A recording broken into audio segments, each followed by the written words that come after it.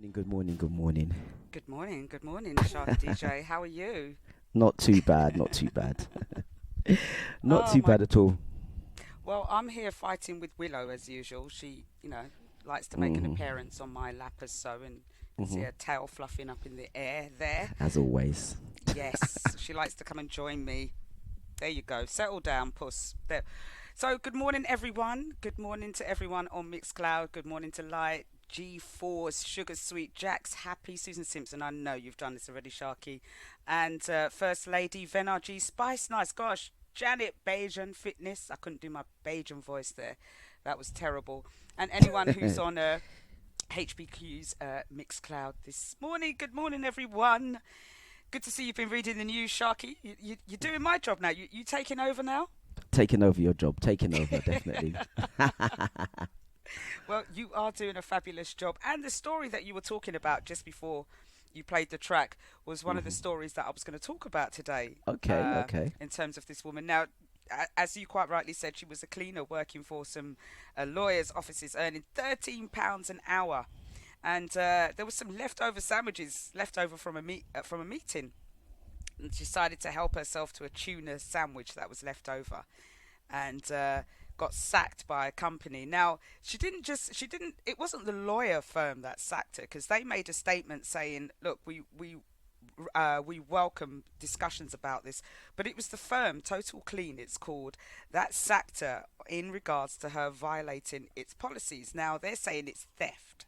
And I suppose whether it's leftover or not, take away all our emotions in it all. It's a leftover sandwich. It was going to be going to the bin. She took it when she wasn't supposed to. Now, if she asked for it, would she have got it? I don't know. If there was no one around, I don't know. And what was the reason for them discovering that a sandwich has been taken? Was it just a sandwich? Why video her taking a sandwich, or was she caught in camera? Well, I mean, there are so many things around it that we don't know. That But yes, it's an unbelievable story to be sacked over a sandwich. But Yeah. at the end of the day, it still was theft. I don't want it to be, but it is at the end of the day. Some comments in the chat room there. Jack's happy said, too right. She's there to work, not to eat the leftovers. And then she put a laughing face at the end. Do you want to read that out from Susan? And Um, Okay, Jack's Happy said maybe a warning, not sacked. I hmm. think a warning, but Yeah, a theft is warning, theft, and definitely. companies take that quite seriously. Susan Simpson said, technically, yes, because that sandwich was on the grounds of that organisation company. So this is seen as theft. Now, if that sandwich was outside of the company, we're getting very technical now, uh, outside of the company, organisation premises, no offence would have been committed. Very sad. Yeah, it is a really, really sad case because on the outskirts of it, a fair thing to do would have been just to give her a warning, not to Mm, sack her for a sandwich that wouldn't have been eaten, that would have gone to waste. It seems mm. ridiculous, and more poor to the organisation that are throwing away sandwiches. Why not give them to organisations that perhaps could need them? I mean, we don't even know a state of affairs. The poor woman probably Mm, was hungry, you know. It's a sad world we live in where we mm. don't care for the needy. And Yeah. I was reading an article yesterday about the DWP. Now, food banks are all over the UK. We have several because of this food poverty crisis going on right now. And you can't just go to a food bank. You have to get signposted by an agency or by the DWP. It's not just something you could just rock into and think, I haven't got no food, I'm going to a food bank. It just doesn't work like that. And when Mm, you go to the DWP, they give all your name and your details down. You go to the food bank, and then you're allowed to select your food. But it is sad now that the DWP are saying, well, we can't give you any more money, but we're going to signpost you somewhere where you can get some free food.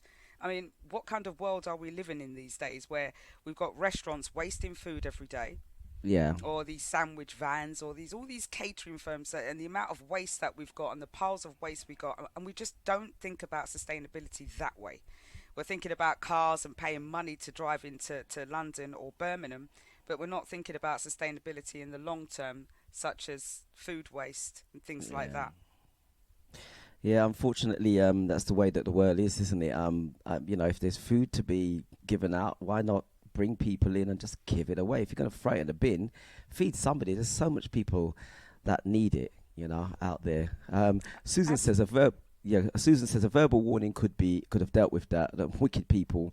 And Jack's Happy says, imagine going home and telling your husband or your family, I've been sacked for eating a leftover sandwich. It's true. Could you imagine? I'm coming home and saying, I was sacked. I ate half a burger that was left over on the table. I'll tell you what, I've been guilty for walking past and nicking a sandwich. I'll tell you that. A sandwich or two in my workplace.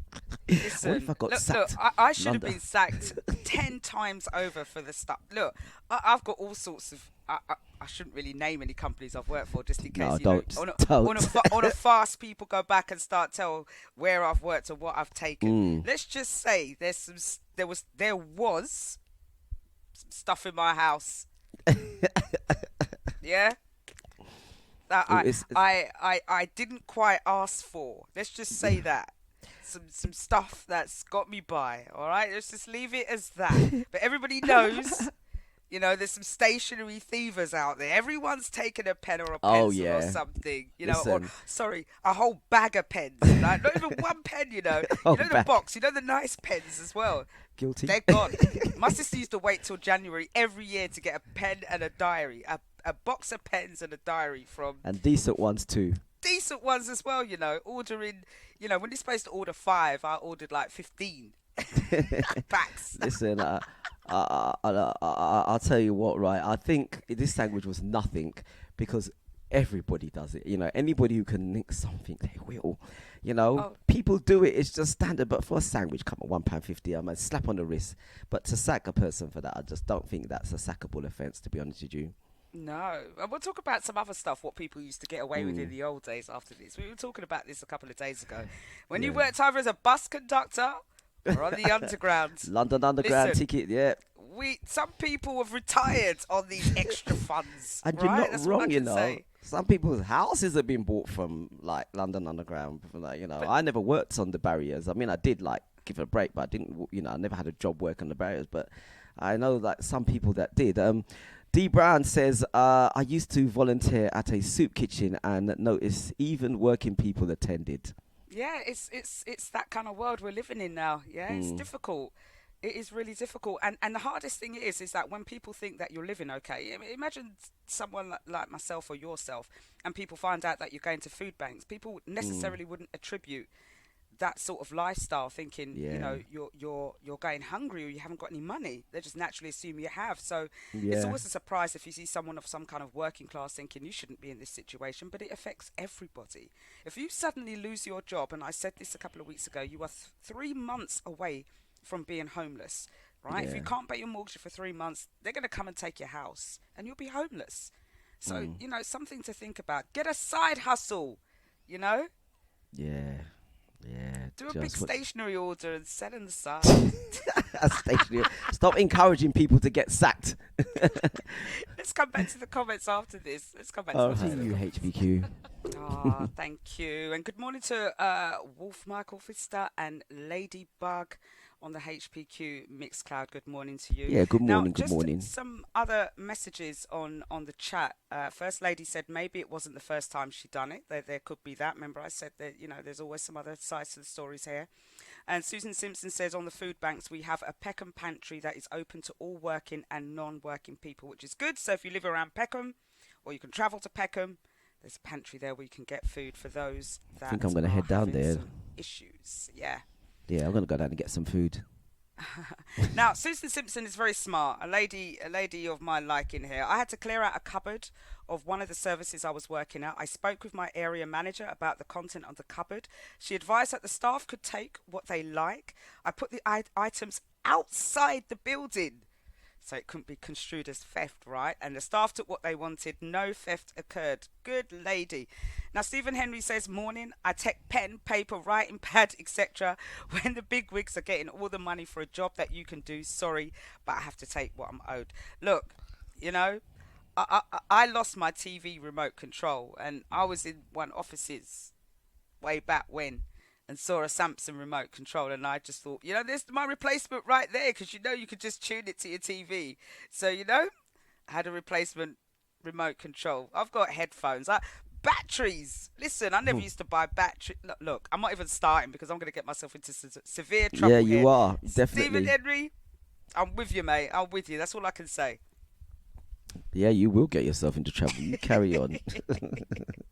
I ain't saying nothing. But you know, that as we were saying, the bus conductors and the ticket officers. I remember when my sister turned around and said they're now taking away having the use of money from the bus conductors. That's when oysters first started coming in, and the travel cards and things like that. And she said, enough man can't retire now. Enough man ain't making money anymore from these extra monies that they used to make. But it was a business by many people that afforded them to retire, I'm sure. Naming no names. And Susan Simpson says, God forgive you, HBQ. Yes, of course. Forgive me. Forgive all my sins. I worked hard. I worked hard for the free pen, paper, remote control, batteries, pads, Video machines. projectors. No, I'm joking. I'm joking. I'll tell you what, talking about projectors, I acquired a projector, right? But they took the projector down and it was going into the bin. Yeah, it was outside, it was in the bin, right? It was like a recycle bin, so it wasn't like, nasty. And the projector was a good projector. Right? I needed a projector, so I went, dash it in the bin because it was going into, let me take it. Look, I'm putting it out there. I didn't wait for it to go to the bin. If it was there, HBQ I waited. was taking it. So It everyone was knows mine. HPQ's a thief. I'm a thief. Telling you, man. Don't have me in your house. Don't have me in your house, man. There's a pen Listen, there. you're I am banned a from my notorious. house. Actually, I am a notorious pen thief. I like to write, and I like nice pens, and I like pens that write very nicely. Is So if that I why I borrow can't your find pen, no pens? if I borrow your pen and it writes nice, it's going to be in my bag, and it's an unconscious movement. It's not like I'm going to thief this pen. It's like, oh, yeah. Pen thief. Pen thief. Don't You have hear me in that, your people? yards. You hear that, people? Proper pen thief. Proper pen thief. I'm a pen thief. I'm saying it out loud. HBQ is a pen thief. God, do you know what?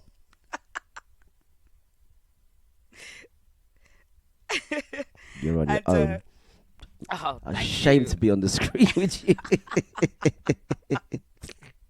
I'm sorry, people. Ah, No, Aisha B says, one man's trash is another man's treasure.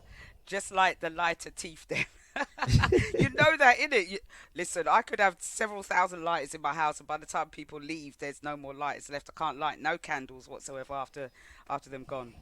But let's move on to another story. Let's play a track, actually. We'll come back. Good morning, Wolfmeister. and that is there. HPQ. I'm telling you, some chatter in the mixed cloud of people now revealing some stuff, right? As soon as HBQ comes and talks about her stuff, people are now starting to open up. That's good, people. So Stephen Henry says, by the way, I'm telling you this from prison. I hope not. You shouldn't be having a phone if you are in prison, Stephen. Where's the mobile coming from? Where are you hiding that? And as I said, Aisha B said, one man's trash is another man's treasure, just like the lighter teeth. Aisha B says, do you pull the pen out and use it in front of them? Yeah, I do. I take it out and be like, and then fight them and say it's my pen. G4 says, HBQ, I hope no one from your present job isn't tuned in. No, none of my companies ever have my links into any of my social media. They just about have LinkedIn. And even then, I don't even accept their friend requests. No, if I work for them, I No, work for them. definitely They're no not. friends of mine. Nope, not on social media, not on WhatsApp. And if I do have their WhatsApp number, the first thing I do is block them from my WhatsApp statuses because I don't want to let them see me partying and having a drink in my hands. Yeah. No, none of that. That's the I've got worst that thing locked to down. do. That's definitely the worst thing to do. Make sure you do that, people. If you've got your work people on your contacts, make sure you block them off your WhatsApp, updates because they can see that too.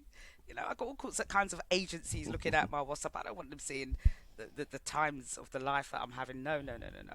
And Susan Simpson says, honestly, when WH Smith was closing in my area, now she's revealing these things weren't outside now, were they? I stocked up, so had no reason to teeth people's things. Plus, when the drug reps did a presentation, they always came with pens, papers, and post-it notes. Sorry, Sharky, you read that already. It's all right. Aisha B says, morning, and Kelsa P, let me see. Oh, Stephen Henry says, for the record, I'm not in prison. I didn't think so. I didn't. We're just taking the mickey in it. Delight Lie in my says- prison. Delight says they're blocked from time. Yes, you must block them, especially if you work for any NHS, government, any of those kind of agencies. Be very, very careful. Calling sick and you were out the night before. Yeah, all of that stuff. Yeah, I was sick and they look at your updates and they see You know you what I mean? partying away. See you partying, you know. I know some people guilty of that, big time. Big time, you know. No, I haven't done that at all. Not at all. But anyway, talking about money, and always I've got this piece of news to bring up. Something I bring up every week is about the price of something rising. Now, I'm so glad I didn't move to Birmingham. You know, everyone says, "Why didn't you move to Birmingham?" Well, That's like moving to London again. I'm telling you. Well, the good thing is, and the reason why, not because I don't like Birmingham or I've got anything against Birmingham, but Birmingham City Council has confirmed it will raise council tax by a whopping, Wow. not even by 21%, a whopping 21% over the next 2 years as part of a 300 million budget savings. So those of you that live in Birmingham, under the Birmingham Council, your council tax is set to rise 21% over the next 2 years. So what is that, like 10% one year and 11% the other year? That's a ridiculous amount of money to put, not even 2%, 3% or 5%. 21% over 2 years. Now, the authority has been revealing details of its cuts as well it must make, because it effectively declared itself bankrupt last year. So street lights are to be dimmed, right? Waste collections are to become fortnightly now, people. You're not getting your waste collections every week. They're going to be fortnightly. And burial costs will increase. That's why I said, you know, my body is going to medical science. I'm not paying for any funeral costs. We'll talk about that afterwards. Up to 600 job losses are likely, the local authority said. And in a briefing on Monday, the council released details of how it intended to cut 150 million from its budget for 2024 and 25. That's this year, rolling into next year, and the same the following year, as I said, over the next 2 years. Now, the fortnightly waste collections are to be introduced next year, but other savings are going to come immediately. Dimming the street lights is expected to save 1 million in a year. Now, why don't they have LED lights or the solar power lights like what most of London have installed? If they kind of thought long and hard about this, they could have made a saving in the long run and not thought about electricity if they did it via the sun. Or maybe we don't get a lot of sunshine in the West Midlands. Maybe it's that. Who knows? It's all the clouds, isn't it? It must be the clouds. Just the clouds. And adult social care, as we know, is always the one that gets cut, will be cut by 23.7 million in the next financial year, whilst the children, young people and families department will be forced to find 51 million in savings. Now, the council hopes to renegotiate children's travel contracts. So we don't know if children are going to be travelling free anymore. That could save 13 million a year. So yes, as I speculated earlier on, in January, the council asked ministers for permission to raise council tax by 10% in each of the next 2 years. So not good news for Birmingham there. For those of you that are living in Birmingham, sorry, there's always Wolverhampton. Don't worry, them soon raise it up in Wolverhampton too. They definitely are. All the council taxes are going up. Now, Aisha B says they've got a cheek and they cut in services. Yep. Me Too, block family. Yes, that was coming on to about the WhatsApps. Aisha B says I even blocked some of my family that start praying for me. Susan Simpson says at HPQ because they have you and I to pay for all these things. And Spice Nice says it's just sad how the government and these companies get away with blue murder. White murder, almost like white collar murder this is. Yeah. And Aisha B says the thieves come out at night. Yeah, so you start dimming the street lights, right? Take away the police officers off the street, dim the street lights. Yeah, you know. Delight says she's moving. Yep. And Susan says, I'm dreading my council tax bills this year. London, us, the only place children are free. London is the only place children are free right now. I'm not sure. I think there might be some other city councils that are not. You can check that one out, isn't it? That are not serving Section 114 notice. for bankruptcy. I'm trying to work out which councils are not in bankruptcy or will not be in bankruptcy this year. It seems like all of them are serving them just to save money from these council ministers that are not dealing with our money correctly. We should have a say. We really, really should have a say in how our money is spent, you know, and it's not broken down enough as far as I'm concerned. But anyway, Sharky. Okay. HPQ. Delight does have a posh Birmingham accent. She does You actually, can't yeah. really She's got a detect. great mic voice. Yeah, she has. Very And, lovely mic voice indeed. And she even speaks like that just normally anyway. It's very... I don't even detect... well, is she originally from Birmingham? No, she wasn't. She was from somewhere else. She's not originally from Birmingham. Most probably I London. don't think. Yeah, around London, around the fringes. I don't want to give out where the girl lived, you know, just in case there's some stalkers out there and stuff, you know. There's a lot of stalkers. And Delight, I'm sorry to announce that I just went down in the kitchen and checked that soup pot and it's empty. I took it to Lorraine's last night. A few bowls were dished out, a few more were dished out. As I was trying to take the pot home, a few more people kept coming in and taking the soup till there's only just soup a few. Was nice. Just a few. There's some debris on the bottom. That's all I can say. You can have some debris if you like. You know, not much meat left in there. Everyone took the meat, and there's a whole. You know, when you cook soup and you've got to make sure there's a whole heap of meat in there. There's nothing worse than having soup with just food and no meat. I like meat in the soup more so than more than the dumplings and the yam and banana and all that kind of thing there. So you know, I'm sorry you missed it, but we've got to do curry and Scrabble. So let me know when you're up for that. If anyone's up for a curry and Scrabble night. But Susan Simpson says annually we should receive the breakdown of how our hard-earned cash is spent. Damn cheek, we definitely need our say in how our taxes are spent. Absolutely. I just think in government as well as local councils, we should have a say in how it's actually spent. What do we want to see? What more services do we want? And how the money should be fairly allocated. Not, we're deciding that we're going to invest this money into these projects because we think it's the best thing to do with your money. But we haven't said to do that. And then when you lose it, we still got to pay for it at the end of the day. You're right. Where is the fairness in that? We need more say. For yeah, sure. Definitely. We do. Now, in another disturbing news, I should say. Now, I would hate for this to happen to me. What would you do? You know, what happens when you're either in the middle of the sea, suspended in a submarine, or in an aeroplane up in midair, and some kind of crazy disaster happens, you know, and you can't really go anywhere? Well, this happened on a Delta flight with some passengers because they were forced to make a U-turn as maggots fell on passengers from a bag of rotting fish that was held in the overhead lockers up there. That sounds like a horror movie. It does. Snakes on a Plane. Remember that film? It sounds like that with what's his name? Samuel L. Jackson. That was it. He did that film. Snakes on a Plane, and all the snakes were just all like, that was actually a good film. Actually, it's kind of like a cult film. It's a good film. But plane passengers were horrified when a shower of maggots fell on them from a suitcase of rotting fish that had been stowed in the overhead luggage area of a Delta flight. Now, the flight was flying from Amsterdam bound for Detroit, and it reportedly had to return to Schiphol after the incident last Tuesday. Now, one passenger recounted the episode and said, "My family and I were in the road directly in front of the maggots." Oh, you know, I would have gone nuts. The lady behind us told the flight attendants the maggots were falling on her head. I turned around and they were wiggling on the seat. One of our carry-on bags was right nearby the disgusting one at the end of the flight. When I went to go to get it, after checking it thoroughly, the passenger in question was sitting there and didn't exit the plane. Wow.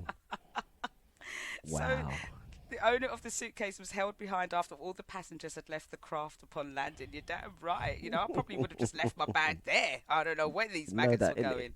But the passengers were given air miles, hotel room compensation, and vouchers towards food. Yeah.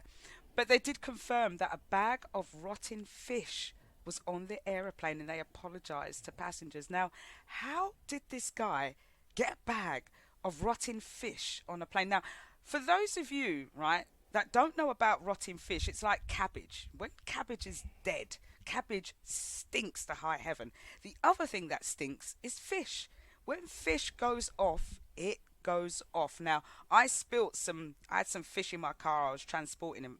Managed to spill some in the back of my car. Escovitch fish too, right? And some of it spilled in my car. That smell would not come out for at least a year out of my car, no matter what I did. And if you watch films, when they want to prank someone, they stick a fish down the back of someone's sofa because you won't find it. And when it starts to rot, it will smell. Stinks. Don't ever do that, people, unless you don't like someone, you know. Put some rotten fish down the back of their sofa and watch You know what? a month Or just, later what's just gonna go in happen. their car and just dash it on the car, dash the fish Yeah. all over the car. Yeah. Cabbage, pork, right? Or fish. One of them items, you know, you must use them with people you don't like. I'm so wicked this morning, aren't I? What's with this You are wicked wicked. All this HPQ? wicked information that you're giving out and giving people ideas to be horrible. It's horrible dear. Tuesday. Do you know, once someone sent me, it was years ago. I was probably about 19 or 20, and I was dating my son's father. And I reckon it was another girl that he was seeing, scrupulous man. And I had a package come through to my mother's house. And when I opened it up, it was a live box of maggots. I opened it up and wow. had to literally jump back. It was just maggots reeling around in this box. Couldn't trace where it came from. It was posted in Croydon, that's all I know. Thornton Heath, actually. I remember that years ago. Yeah, anyway, let's come off the maggot subject. Hate to be cute. Get off that. Hey. Hey, the beat is mine. I was literally dancing there to that track. Nice track, isn't it? It is. Now, I've got something else that I kind of want to discuss, and this is the landlord's licensing. Selective licensing, it's called, for most areas. Now, this is if you have a house and you want to rent it out. You have to, most councils do this now. There's very few and far between councils that don't have this, but you've got to register with your council for renting. Pay a fee, anywhere between £400 to £1,600 I've seen some councils charge for. And this is supposed to ensure that your property is fit and fair for use for rental, and that you are up to date with repairs and things. And you could be fined from the council if you don't keep your property up to a decent standard. Now that's great, but all that's used for is when tenants have an issue and they contact the council and you're forced to do all sorts of things, and you've got to make sure you have all your safety certificates and everything done now when you're renting out a house. But is it the same for housing associations? Does the same go back to the council to keep their housing stock in a good state of repair and make sure they're up to date with them? And do they get fined when they don't do so? So they're charging all these private landlords all this money to ensure that we're supposed to be fair and proper. Yet councils like Hammersmith and Fulham had a damning report which slammed them over housing repairs and handling of complaints. Now, the Housing Ombudsman gave a very negative approach to the investigation, and like I said, published a damning report into their approach to handling repairs and complaints, and found that the service was hampered by delays, poor handiwork, and failing to learn from former mistakes. Now, he was saying there's an investigation began as way back as May 2023 over concerns of systematic failure at this West London authority. So on one hand, it's charging landlords on the private side to ensure that their properties are kept up to a fair spec, and on the other side, they're not doing the same. So how does that work exactly? Why are we paying to ensure our housing stock are up to date, but they don't have to? Why are they exempt from this? I don't get it. And anybody who's a private landlord will feel the pain that I felt when I was renting out my house. I was paying Croydon Council this money every year. And did they do jack apart from send me some emails about some gatherings that were going on? I was part of a newsletter. That's what I got for the money that I spent over the 2 years. You know what, and I think it's the same for councils as well. Does the council get affected with this? Because I know people that do live in council properties, and some of them have been complaining for years on certain things that need repairing, you know, and they're paying their money, and the councils don't do nothing about it. So if they can charge private landlords and come down on the private landlords, I think the councils need to be brought to Held to account. to account on this as well, definitely. So housing association and council, but it seems like they go after the private person that try to make a bit of money, you know, and it's like they don't want you to do it, even though it's needed. They don't want you to make any money on your house whatsoever, because you know when you pass away, you've still got to pay this whole chunk of inherit. Well, this is if your house is worth over £250,000, I believe, that you then have to. It then attracts inheritance tax. Absolutely ridiculous It that is. you've worked The so house is hard to pay your paid. house off. Exactly. And you know what? The amount of interest that you pay in the mortgage. You know, Exactly. imagine you're paying this amount of money over God knows how many years. You've paid the bank off threefold, and then you have to go back and then pay the government this chunk of money because you've died and leaving it to somebody else. How many times have you got to pay for this house? Is it worth Ridiculous. having a house? When you think about the rental market in comparison to what you've paid in a mortgage over a lifetime, I'm going to do the maths. I'm going to do the maths and see if the math is mathing. Math is mathing. I don't know. Yeah, but it's ridiculous though. I mean, you know, people are getting, you know, done left, right and centre for, you know, the wrong things. I mean, the councils and the government, they just want to make all the money, you know. Like you said, I think it's yesterday, you want to get rid of, you know, cash so that everything can be traced, you know. For those people that are taking money, cash in hand, all that they want to stop, that will affect people like me, the DJs, you know. Yes, and Miss Kelsa P says housing associations do not have to be licensed, but can still be forced to improve conditions, a bit like what's happening to Hammersmith and Fulham. Social housing are exempt from licensing. Local authorities can take actions against themselves. Not fair to council tenants, they get a raw deal. Oh, sorry, she's put councils can't take actions against themselves. No, they can't, but they can take actions against their tenants who they're paying them money for. Yeah. I don't know. I'm tired of reading about some of this stuff. But the thing about it is that I think there is, I read when I was renting many years ago, so it must still stand now, that if they refuse to do the repairs, you can withhold your money. Like if the council refuse to repair something, and obviously they have to go through court, you can withhold the money, but you must have it in the bank, wait to pay the you know, your rent arrears. You can't just withhold it, say I'm not paying it, and then when the time comes, You ain't got the money. you haven't got the money. You must have the money back. So you withhold it, put it in the bank, get some interest for yourself. So if it's a year, let them take it to court, say, yeah, I've got the money, but this repair needs to be done. Here are the emails, you know, you got your traces, and you hold back the money, and you soon see they come and do the repairs. That would be spent on Temu and Sheen by the time it comes round. If I had that money in the bank, I'd be like shopping every day. Have a separate Where bank is account. The cash? It's open up a Monzo account, just leave it in. I know you don't like bailiffs Monzo. come and they just say, here's the wardrobe of clothes that you can take. There's the money, you know. For me, all right, because women want equal rights, they want equal pay, equal this, equal that. Us guys, we want it too. You know what? I had to laugh at that. Do you take your coat off and throw it on the floor when there's a puddle? You know, that was Walter Raleigh that did that. I distinctly remember that in school, and no man would do that. Martin, would you take your jacket off? You good jacket, your good £150 jacket. There's a dirty puddle on the floor mixed in with whatever's on there. Throw it on the floor so she don't have to put her 2 toes in it. Exactly, as Stelita Hills, like by the time it finished, there's all holes in the coats at the end of the night, at the end of the day. Oh, I didn't got to put it back on. No, you wouldn't put that back on. You definitely wouldn't put it back on. Oh my gosh, it'll be a good thing. You know, bring back chivalry. It shouldn't die. Open the doors for women. You know, but we shouldn't say that now because we are in this gender fluid age, and women. Open the doors for women. You know, just open the door for people. Open the door for for them. For it. Yeah. Whatever the case is, we had a 90-year-old woman in America that got fired for not understanding pronouns. Now, she's 90 years old and she was confused about it, and she only asked a question, you know, why do employees put pronouns at the end of their emails? And then they answered, and she said, yeah, but I don't understand. And obviously she didn't understand the divisiveness or the world that we're in now. She's 90 years old. And she got fired. 90. She got fired. She got fired from a MS charity that she was actually working for. Ridiculous. Yeah. She said the group is inclusive. We're living in this inclusive world now where people should understand the hurt that it could cause people.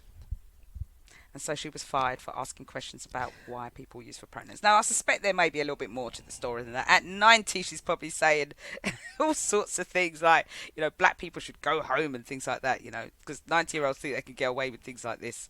But, yeah, let's see. You've got to start using the right words now. You have to. And even I'm just as guilty, because I was sending a chat the other day and I was saying, yeah, all you guys need to, and it's not guys, it's full of girls as well, and I'm referring them colloquially to them all as men. In a new world, I would probably offend a certain amount of people, definitively offend a certain amount of people. But anyway, there's been some offence in the air, right? Mm-hmm. Lots of people are being offended at two things. First of all, so what actually happened is, now, I've got this little poster here. Now, there's uproar in Spain over this poster because they're saying that Christ is homoerotic. He's been portrayed as homoerotic. He looks rather gay. I don't know what that sign is in the poster. It looks like a gang sign, What's this gang sign that he's doing in this poster? And it was an art piece that's been causing a storm on social media this week. And now it was commissioned by the General Council of the Brotherhoods ahead of the Holy Easter week, and they're saying it's making a mockery out of the figure of Jesus Christ. Now, I don't. Number one for me, it's not so much that he's looking gay; it's how white he's looking. We all know that's exactly what I was thinking. We all know the region where Jesus Christ was supposed to have come from, and I don't care. You would have at least had a suntan. I don't care how homoerotic it looks. He's looking rather pale for the regions where extremely he was supposed pale to have come from. And he's got a gang sign going on. I don't care. That is definitively a gang sign. Yes. Was Jesus in a gang? Is that what they're saying? God. Gay, pure white, and in a gang. You couldn't make it up. You couldn't make it up. You couldn't make it up, that photo. But in the other news as well, so there was a church in New York. It's a famed St. Patrick's Church. It's Catholic church, and it was tricked into holding a funeral for a trans activist who was eulogized, and excuse my language at this time this morning, as the mother of all whores. Now, it was duped into holding this scandalous ceremony. Okay, you're talking about a big, famed Catholic church here, and it was renegated upon with a whole load of trans activists, and they were dancing in the aisles, performing sexual acts that they shouldn't have done in the church. And it was for former sex worker Cecilia Gentili. Now, she was big in that community, but there's uproar going on in that church now because people are absolutely upset at the antics that were going on. And it wasn't that because they were trans, it was because they disrespected the church. And I think that anybody doing that, disrespecting the church in that way, wearing scantily clad clothes, doing things in the aisles that you're not supposed to be doing, and gestures and things like that, respect the church. Keep things in your own house. It's like anybody who smokes weed. You're not going to go to a church and bun up a spliff and start smoking that because you feel like one. Respect the church, people. It shouldn't happen. So, I don't know. SharkyDJ, let's play a track and see what happens. Good morning, Happy People Promotion, Sucker Fed. Yes, what's going on? And Spice Nice says she tries to keep her mouth shut. That's why you got HPQ, my mouth's open. So I got Willow giving me a little cuddle on my lap here today. You and that puss. Oh, she was going to go to her little mat, but then she saw me and she just come running up into my lap. I can't help it. She keeps me warm up here. Anyway, Susan Simpson says the whole world is turning mad, and all those that listen to and follow the government full of lies and wrongdoing, sack them all. Kiss my teeth, she says. Yes, do that. Now, she also says, from I have breath in my body, I'm going to sing like a bird, trouble and all. MBE David J, good morning. Good morning. Blessings to you as well. Good morning. Glad to see you. Glad you're here. Now, the other thing I wanted to speak about that I spoke about a couple of weeks ago was Range Rover thefts and Lexus thefts and how easy it was to get into cars. Now, as part of my little community, we've got all little WhatsApp groups on my road community. It's brilliant. I love it. We have a community chat, a selling one, an advertising one, and an emergency one. Now, this emergency one showed a Range Rover being targeted and been stolen right outside my neighbour's house. So I've got this video footage here. I'm going to show you how easy it is for people to get into Land Rovers. So if you have a Land Rover or are thinking of buying one, think again or think about what Land Rover's offering or the gadgets you need to get to fully protect your car. It's too easy. It's too easy. Now, there's no sound with this, so apologies to those on listening on GY Radio. But Mixclouders, take a look at this.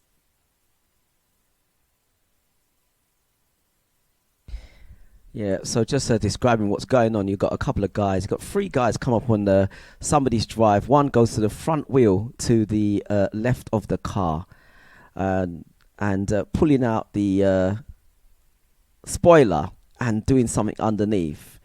And just looking at this video, just can't believe how easy these guys got into this car. 1 minute. And drove off. Actually, that looks like a Lexus. I don't think that's a Range, but I know the Range Rovers as well. Be quite easy to steal. But they literally, as we talk, got into the car. All three of them jumped in, and boom, off they went, straight off the person's drive. And as you can see, this happened on the 18th of. That's 2 days ago. Yeah. This happened. Yeah, it's been all in our And this chat, was on a that's Sunday on 7 o'clock. That is that time, 7 o'clock. Yeah. That's how quick they got into the car. Wow. And they're gone. Wow. Terrible. Unbelievable that was. That actual video was 1 minute and 7 seconds. That's how long it took them from rocking up to the car to get into the car and drive off. 1 minute to break into that high purchase car. If I'm paying that amount of money for a Lexus and someone can get into it so easily, something's going wrong.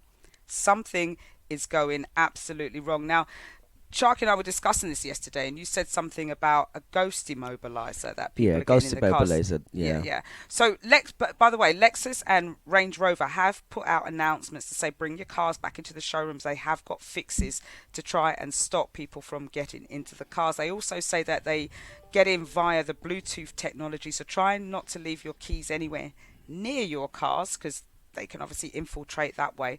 But a ghost immobilizer seems like a really good idea. Do you want to tell us about a ghost immobilizer? I'll tell you how much it costs. Ghost immobilizer, for those of you who don't know, is an immobilizer where they put a device in the car and you have to go through a series of actions. So you might do like up on the windscreen wiper, hit the left on the control, hit the put the gear stick into a particular position. But you have to go, and it's, you set it to how you want. The only thing is you have to remember the settings, because if not, you can't start the car. Without doing that action, the car won't start.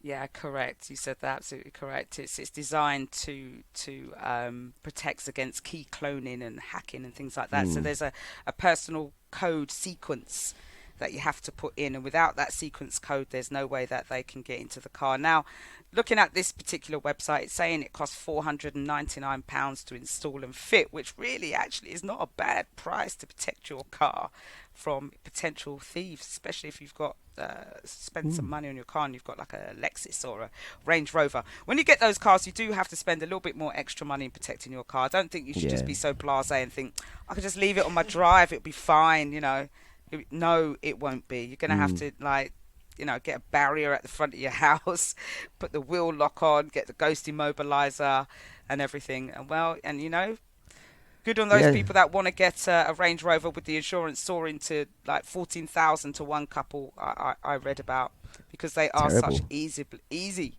stolen cars. The insurance is sky high. Susan said they did exactly the same thing to my cousin Martin's Range Rover, and also my friend, she had a Mercedes stolen off her drive, and to be honest with you, it ain't even just those cars, it's actually in demand. I mean, a lot of these guys, they know how to get into the cars really quick. The keyless cars now are very, very easy to get in. So you can get things off of Amazon that blocks the signal for your key. So when you go to bed at night, it's easy to get a pouch, or they say you can put it into a metal tin where the signal's not been transmitted, and then difficult for them to get in the car. I mean, I've got a little wheel brace that's on my car. I'm not saying that they can't get into it, but it's going to make it difficult for them to actually jump in and move. I put that on all the time now. My sister, same thing, puts it on all the time, and that's what, just get a wheel brace, put it on, take it off, put it on, take it off. I know it's annoying, but it's nothing worse than having your car stolen. But haven't they got those clamp things that they could just they'll walk around with them things that can just break them off. I'm more Well, than yeah, sure there's these there car might. thieves are I mean, are yeah, intelligent people. but Now, make it difficult for them. If if you don't have nothing on there, you know, if you don't have anything on there, then the chances are they're going to definitely steal it. So just make it difficult as you can. So whether they can break it off or not, yes, they can break it off if but make it difficult. The sophistication of them, though, because there was another video in our group that showed that the guys, that they were cars that were parked outside houses watching the cars. So they probably look at them and think, where's the location? What have they got on them? What do we need to come back and take this car? So they were watching, and then they came back at what they thought was the most convenient moment and took the car. So no doubt if they're watching and they see that people putting all this stuff on it, they're going to come back with the tools to take them off. Yeah. Hence the reason why the insurance is so high. But Susan said if that's the case, when it's installed, this is the ghost immobilizer, insurance prices need to be reduced. Well, insurance is not based on the fact that you've got all these precautions against your car. It's the likelihood of whether your car's going to get stolen, the type of car you have, and the area in which you live in terms of the rate of thefts and automobile thefts in your area. That's what it's based on, not the security you've got around your own car. I wish it was that. A bit like your house, you could put a number of alarms in. It reduces it slightly, but not too much. Yeah, some insurance companies will give you a discount if you have the ghost alarm on it, and if you have a tracker on it. For instance, some insurance asks, do you have a tracker on the car? You say yes, and that helps reduce the payments as well. Yeah. But like you said, it may be not a lot, but maybe £100, couple hundred. But the main thing, whether it's a lot or not, when it's 40,000, and then they say, you only got to pay 13,900. It's not much of a difference. Anybody that's got that money to pay them all right. There's people that can afford that. It's like a drop in the ocean for some people, Gonna play a track. Why not? Why not? Now, I've got a dilemma story here now. This is really interesting. And what would you do? So there's a lotto war going on, and these lotto wars always go on. People win the lottery and they split up. Who gets the money? We won it together, all sorts of things. So there's a war going on quite recently whereby there was a couple. They won a 1 million lotto on a scratch card. And then a week later, the girlfriend dumped him. Mm-hmm. And she's claiming to be the sole winner of the card. Now, he's decided to take her to court because she doesn't want to give him a penny. Now, Michael Cartledge, 39, and Charlotte Cox, 37, bought it in a shop in Spalding in Lincolnshire. All right. Now, Charlotte paid for it and scratched it, but Michael claims he suggested the idea, right, and tried to transfer the cash in the shop to cover the purchase. All right, but that didn't happen. And she initially decided to share the cash, but she walked out on him weeks later before claiming to be the sole winner. Now, it's a subject of investigation with Camelot. They've taken the CCTV footage from the shop and had indicated to Michael that the 1 million would be split, but it's now they've now rechecked it, and they've now ruled that Charlotte is the rightful claimant of the amount, and he's got no recourse to the money. Now, he's saying he's in shock. And he says, I can openly admit that we wouldn't have got that ticket without Charlotte. So he wouldn't have got the ticket without her. All right. But she wouldn't have got it without him either. That's what he's saying. I don't know. Maybe it was both two suggestions. She bought it. She scratched it. But he wants it shared and she doesn't. It says a lot about the state of their relationship, doesn't it? Did she win? Yeah. Did she win 1 million and leave him because she just wanted a new lavish lifestyle? Or did she know that he was going to be an eternal scrounge and so decided, look, I'm off?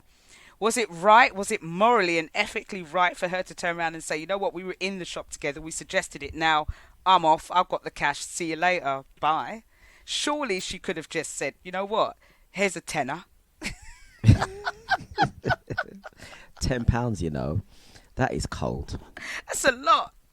Could have been £1, Here's a tenner, love. Get yourself a cup of tea and a bus ride home. And there it is. See, guys, how we can some women think. Listen. Do you know what? Go on. When you've got £1 million, right, sounds like a lot of money.